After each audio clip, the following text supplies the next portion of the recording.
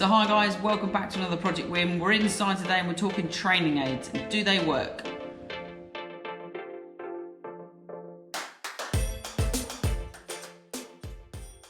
So guys, welcome back to another Projectwin. We're going to look through some training aids, specifically the ones I've been using in my game this year to help me along with my game to this point. So in no particular order, we're going to start with strike. So we've done videos on this, me and Simon, and I use the dry shampoo in terms of strike location and how to find it, how to give yourself some feedback for it. So all I would say about any training aids that you're going to use, guys, is that they have to give you feedback, or you have to be able to quantify the results that you're going to get by using that training aid. So the dry shampoo simply sprays on any face of any club. I tend to use it more with driver than anything else. So just to give you my strike location, just check that out from time to time, just to make sure what I'm feeling is actually what's happening. But you can use this on irons, wedges, etc., even putter, just to get the strike location. So really, really good for strike. A training aid that gives you lots of feedback. So in my book, this one gets the thumbs up. So going to move on to training aid number 2. So this is one that I've been using for quite some time, and you've seen me use it in some videos. This is the Tour Striker Smart Ball. So quite simply, comes on a lanyard, you just simply blow it up, like so. And as I'll put on the screen, there's many of the top tour pros that use this. Just goes in over your head and connects between your arms like this. So for me, I struggle at times with the arms getting a long way away from the body, and I feel like it's a little bit disjointed or disconnected. Some people would give that as an expression. So for me, it just allows, I try and keep the ball right in front of my chest when I do some pitching work, and then it really makes me feel nicely synced up. It also helps me a little bit in my backswing. I tend to get the arms to travel a little bit too far, my elbows get a bit too far apart. So by having that in there, it just allows me to get that in a better position at the top. It makes my golf swing even feel a little bit shorter and a little bit more compact, and I've always struggled with it getting a little bit long and a little bit sort of lazy and doesn't really feel that compact and rhythmical. So this again gives me something.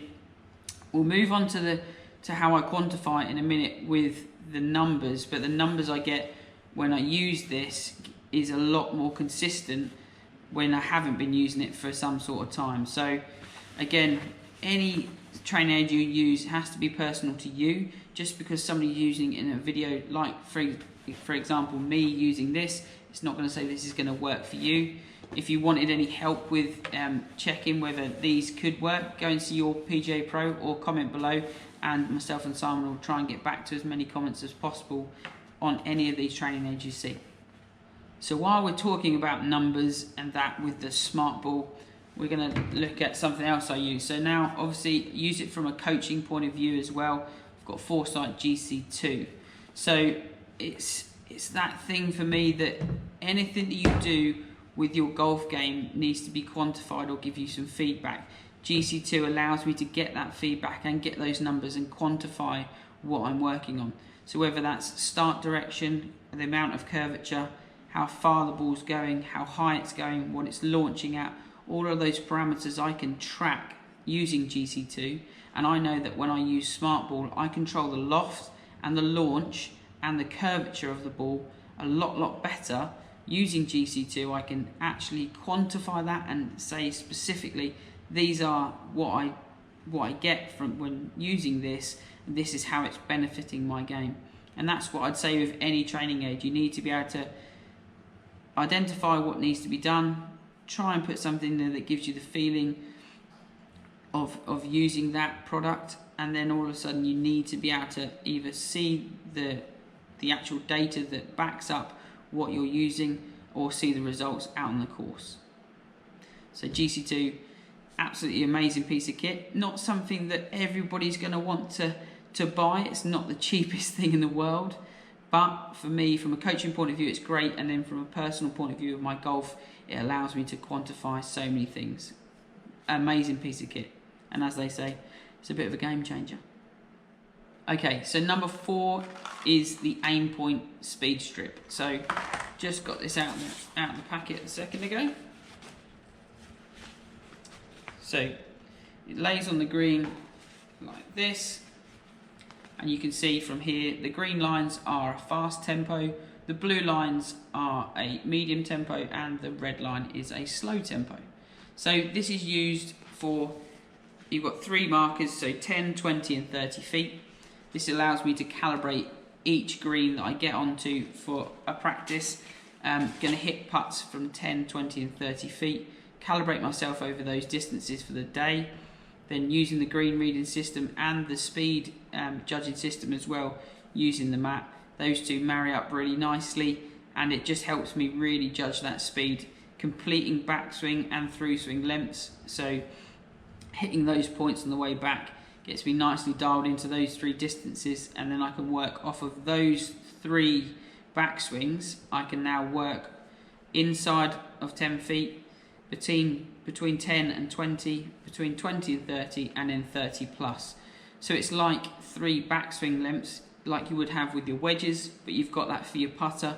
So it's a lot easier to judge those length of putts when you think it's 35 or 40 feet. We know where 30 foot gets to, so we know we're going to have to push past that.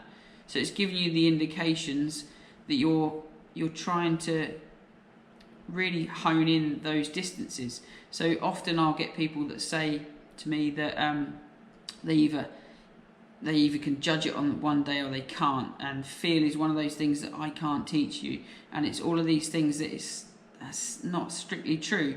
So feel is personal to a person, but you can get yourself adjusted over 3 distances. That's going to increase your feel and increase the ability to be able to hit it 10 feet, 20 feet and 30 feet on the surface that you are on that day. And then obviously your feel will come in the in-between distances as well.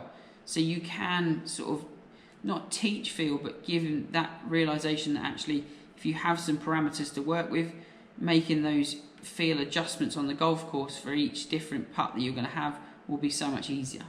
It's been really, really good for me. I feel that the putting's really turned a corner from quite a weakness and feeling quite apprehensive on the greens. Aim point and the speed strip has been brilliant for me this year. So the last thing I've been using is the super speed stuff. So you would have seen some of the videos that me and Simon have put together using this. If you haven't seen them, I'll try and link them above for you now. So super speed golf is geared around increasing your swing speed. So using 3 weighted clubs, you can see here. So you've got 3 weighted clubs, and you're going to do a number of different activities depending on how many weeks you're going to do it for. So now I've been doing this through the summer, and we'll continue this through the winter as well. So I want to increase my swing speed with everything, but driver would be the one area I could target. So my driving stats have got a lot better this year. That will be in a separate video coming soon. So they have got a lot better, but I could always strive to hit it further and straighter. So that's where I'm going to go with this. So super speed, if you haven't seen it, please log on to the website. If you needed any more information, myself and Simon can give you that. It's a fantastic way of doing it. You can do it anywhere, at home, at the course, just before a gym session, anything like that. So it's a really, really good concept. I really enjoy it. I am doing it to the maximum all the time, which you will be in this, but I've made the conscious decision that I'm going to do this to the maximum, but without compromising my technique. What I don't want to do is get really reckless with it and lose the ability to hit the fairway that I've worked so hard to get to. I really want to hold that accuracy and then try and add some distance to that while not losing any of my swing dynamics that I've built up this year, because I feel like I've worked quite hard and quite well at trying to control the ball flight a lot better, get rid of the shots that I wasn't so keen on seeing on the golf course and was guarding against. Yes, I still hit them, but I've worked hard to eradicate them from the game. So by trying to add some speed to that, that will increase the tendency to get back to the old way of swinging it. So I do need to keep on top of that with the smart ball, with GC2, looking at all the numbers and bits. So for me, super speed is going to be great. Hopefully add a little bit of distance, but I'm going to do that with not compromising the technique, still working with my smart ball, I'm going to still track all of my outcomes with the GC2, and I'm also going to track strike with spray. So all of those things culminate into what goes into my practices. These are the things that I've chosen for my game. There will be different ones that you'll choose for yours, guys. So let me know in the comment section below if there's one training aid that you use regardless of any situation that you get into, just one that you default back to. Is that something that's on the table here today, or is it something new? Let us all know, guys. If you'd like to hit subscribe, hit like, do all of that YouTube stuff for us, that would be fantastic. And we'll see you down here again at PGA Live 365 again very soon.